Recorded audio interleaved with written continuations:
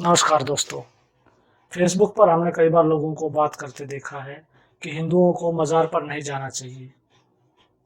तो आज हम इसी विषय पर बात करेंगे कि लोग मज़ार पर जाते हैं तो उन्हें क्यों नहीं जाना चाहिए, क्यों जाना चाहिए, इसके क्या फ़ायदे हो सकते हैं, क्या नुकसान हो सकते हैं और जिन कामों के लिए वो मज़ार पर जा रहे हैं, अगर वो मज़ार पर ना जाएँ तो उसके लिए क्या समाधान है, फिर वो कहाँ जा सकते हैं, किस तरह से उनके वो काम हो सकते हैं।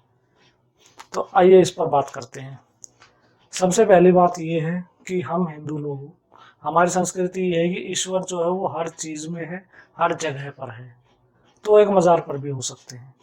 जो अधिकतर लोगों से आपने फेसबुक पर सुना होगा कि इन लोगों ने जिनकी मज़ारें हैं, जो भी सूफी या मौलाना वगैरह पहले के रहे हैं, वो लोग वही लोग हैं जिन्होंने उस क्षेत्र के हिंदुओं पर बहुत अत्याचार किए थे, लोगों को मारा था, औरतों के बलात्कार किए थे, औरतों को उठा के मुस्लिम देशों की मंडियों में बेचा गया था। सब तरह के अत्याचार वो आपके ही पूर्वजों पे किए थे। तो जिन लोगों ने आपके पूर्वजों पर अत्याचार किए, क्या आज आप वहां जाकर उनके आगे सिर झुकाएंगे? ये तो किसी भी तरह से सही नहीं है।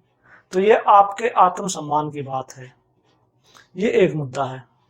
दूसरा मुद्दा ये है कि जो हमारे पूर्वज मर चुके हैं वो हमारे पितर बन जाते हैं।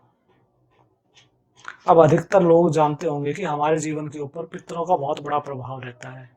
अगर वो खुश हैं तो हमें काफ़ी तरीके से आशीर्वाद देते हैं, अगर वो हमसे नाराज़ हैं तो हमारा कई तरीके से वो नुकसान भी कर सकते हैं। तो उस केस में जब आप मज़ार पर जा रहे हो उस आदमी की जिसने आपके पूर्वजों के ऊपर अत्याचार किए थे, तो उसमें प्राकृतिक रूप से आपके पितर खुश तो नहीं होंगे, इससे नाराज़ ही होंगे। तो ये भी वहां जाने का एक बहुत बड़ा नुकसान हो सकता है। लेकिन मेरी समझ में जो तीसरा जो सबसे महत्वपूर्ण पक्ष है वो समझना जरूरी है, जो अधिकतर लोग नहीं जानते। आपने लोगों को ये तो कहते हुए सुना होगा कि जब आप किसी का भी दाग लगा कर आ रहे हो, यानी शमशान में किसी का भी शव जला कर आ रहे हो, तो उसके बाद आपको घर में घुसने से पहले सबसे पहला काम करना है, नहाना है। और सारे कपड़े उतार के आप वहीं छोड़ देंगे, उनको धोया जाएगा, उसके बाद ही वो प्रयोग किए जाएंगे। यानी शमशान एक इतनी अपवित्र जगह है कि जहां से आपके साथ कोई भी बुरी शक्ति या नेगेटिव शक्ति आप कहें साधारण भाषा में, वो आपके साथ लग सकती है। और उससे आपको इतनी अधिक सुरक्षा लेनी पड़ती है कि आप घर में घुसने से पहले कुछ खाएंगे नहीं, पिएंगे नहीं, घर में नहीं घुसेंगे, सबसे पहले नहाकर अपने आप को साफ करेंगे, अपने उन सब कपड़ों को वहीं छोड़ के उसी समय धोएंगे। धोने के बाद ही वो कपड़े आगे प्रयोग किए जा सकते हैं। तो जब एक शव से ऐसा हो सकता है तो एक स्थान जहां पर कि शव को जलाया भी नहीं गया है उसको गाड़ दिया गया है, तो वो स्थान कितना पवित्र होना चाहिए इस तरह से। और इस तरह से वहां पर कितने संकट आपके ऊपर आने की संभावना बन जाती है। तो इस विषय में थोड़ा सा इस्लाम के बारे में भी जान लेना जरूरी है, क्योंकि मजार में हिंदू नहीं है, जो आत्मा है वो मौलाना है, कोई भी सूफी है, तो वो एक मुस्लिम है। तो अंतिम संस्कार के बारे में जो मुस्लिम पक्ष है वो ये है कि कोई भी मुस्लिम जब मर जाता है उसको एक कब्र में गाड़ दिया जाता है। तो ये माना जाता है कि वो व्यक्ति उस कब्र में रहेगा जब तक कि अंतिम कयामत का दिन नहीं आ जाता। यानी कयामत के दिन तक वो आदमी वहीं उसी कब्र में है, उसकी कोई मुक्ति वगैरह अभी कुछ नहीं हो रही है, वो वहीं रहेगा कयामत के दिन तक। ठीक है। तो एक आदमी जो वहां पर है, अब आप समझिए जो मुख्य मुद्दा मैं आपको समझाना चाह रहा हूँ, थोड़ा सा लंबा टॉपिक है लेकिन मैं छोटा करने की कोशिश कर रहा हूँ। आप एक आत्मा को ऐसे ही समझिए कि आप भी एक आत्मा है, वो भी एक आत्मा है।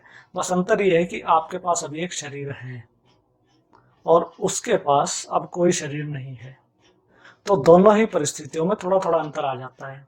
आपके पास कुछ ऐसी शक्तियां हैं जो आप उससे अधिक रखते हो, या वो नहीं कर सकता आप कर सकते हो। और उनके पास बहुत सारी ऐसी शक्तियां हैं जो आपके पास नहीं है, वो कर सकते हैं। मुख्यतः आत्मा को शरीर खो जाने के बाद जब उसके पास शरीर नहीं रहा तो दो मुख्य लालसा होती हैं। पहली भोजन, जो वो इस शरीर के साथ ही भोग सकती है, और दूसरा होता है संभोग, जो उसे सिर्फ इसी शरीर से मिल सकता है। जब वो आत्मा स्वरूप में आ गए तो वो उसे भोग नहीं सकते बिना शरीर के। ठीक है। अब आप अपने लालच में वहां जा रहे हैं। तो अब आप इसको इसी तरह समझिए कि कोई व्यक्ति आपके पास कुछ काम करवाने अपना आ रहा है, तो आप उसका काम कर रहे हैं, तो बदले में आप अपने लिए भी कुछ चाहते हैं, ठीक है। तो सामने से तो आपके जो चीज होती है, आप कुछ प्रसाद वगैरह चढ़ाते हैं, वहां पर चादर चढ़ाते हैं, ये सब होता है। लेकिन ये सब तो आप ये समझिए कि ये सब चीजें उनके बहुत ज्यादा अधिक काम नहीं आ रही ना। आपने जो प्रसाद चढ़ाया वो तो उनका काम आ गया कुछ हद तक, लेकिन उनको जो भोग चाहिए, जो स्वाद चाहिए खाने पीने की चीजों का, सिगरेट का, दारू का, सब चीजों का जो संभोग चाहिए, वो सीधे नहीं ले सकते वो ऐसे। तो वो उनके पास ऐसी शक्ति है कि वो आपके शरीर पे अपना प्रभाव डाल सकते हैं।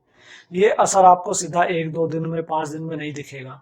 अभी मैं इसकी गहराई में नहीं जाना चाहता क्योंकि बहुत बड़ा टॉपिक हो जाएगा। लेकिन आप इसको ऐसे समझ सकते हैं कि आप जो वहां पर जा रहे हैं, आप अपना काम करवा रहे हैं। बहुत जगह काम होता भी है, इसलिए लोग जाते हैं, नहीं तो कोई जाएगा ही नहीं।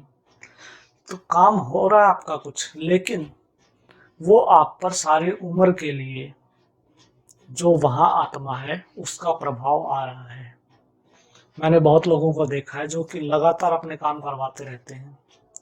घर में कुछ भी छोटा मोटा झगड़ा हुआ, फटाफट भागे हुए जाएंगे, एक पुड़िया लेके आए, काम हो गया।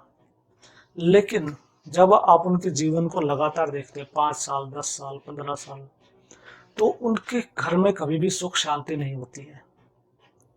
उनके ऊपर इन शक्तियों के प्रभाव के जो असर होते हैं ना, ये लगातार देखने को मिलते हैं।